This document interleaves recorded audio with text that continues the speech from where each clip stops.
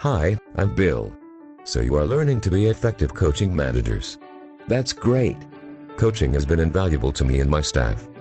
Coaching works best with people who want to do good on the job and grow within the organization. But, what do you, as a coaching manager, do when you are dealing with an employee who is having performance problems?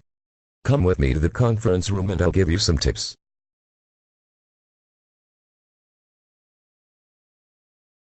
You want to evaluate the situation. Make sure that the performance problem is not due to the nature of learning a new skill.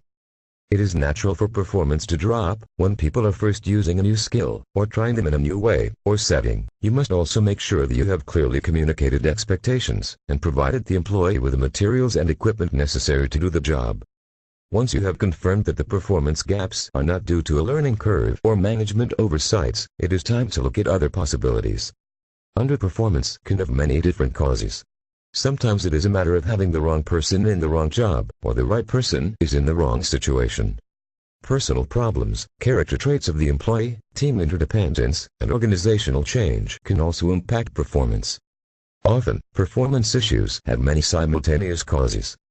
Let's take a closer look at the causes of poor performance. This is Jenny. Hello. Jenny is a great salesperson. Her sales record is unmatched in the company, and her customers have nothing but good things to say about her. Because of her excellent performance, Jenny was promoted to sales manager. It wasn't long before Jenny's performance dropped and her attitude toward work changed. Poor Jenny. As it turns out, the skills that made Jenny a top salesperson did not translate to her management role very well. The best solution to this problem is prevention. It is important to make sure that the employee has a foundation of strength that is best suited for the new role. But maybe you have the right person and are still experiencing performance problems. Another cause may be that you have the right person in the wrong situation. Allow me to tell you about Kevin. Kevin was a dependable and high-performing employee. When the option to work from home became available, he was the manager's first choice. Once at home, Kevin's performance began to decrease. He found it difficult to concentrate and manage his time. It is important that managers define the competencies required for working in novel situations and make their personnel selections based on these requirements. A support system is also helpful for mentoring employees working in new contexts. A support system is also helpful when an employee's performance is affected by personal issues. Personal problems can vary greatly from employee to employee. They can be any non-work-related issue that affects an employee's ability to perform. Let me first caution you.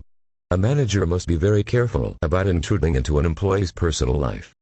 Employees are afforded confidentiality protections under the Health Insurance Portability and Accountability Act. Managers should not share information about the medical status of an employee, known or inferred, with others. If you try to intervene, you run the risk of provoking a legal response. Keep your focus and comments on the employee's performance. You may also want to encourage the employee to take advantage of any company support systems that are available. Similar to personal problems, performance can also be influenced by an employee's character. Unlike personal problems, however, character problems are more consistent and detrimental to both the person and the organization. In the workplace, the abrasive personality is the most damaging. Characterized as condescendingly critical, controlling, dominating communication and quick to attack.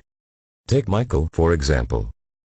Michael was an excellent product manager, but was routinely disrespectful of the people who reported to him, often criticizing employees in front of others. He picked on a specific employee for months, who ultimately complained to the CEO. The CEO decided to take a stand and speak with Michael. He told Michael that unless he corrected his behavior, he risked losing his position, and that his behavior was holding him back from getting promoted. Although Michael resisted demeaning his subordinates, it was clear that the CEO would never trust him to hold any higher position. So how does a manager address a deeply embedded character issue such as this? One way is for the manager to counter the personality by constantly approaching the individual with a helpful attitude. The manager must not allow the abrasive personality to provoke an angry reaction, which they are often seeking.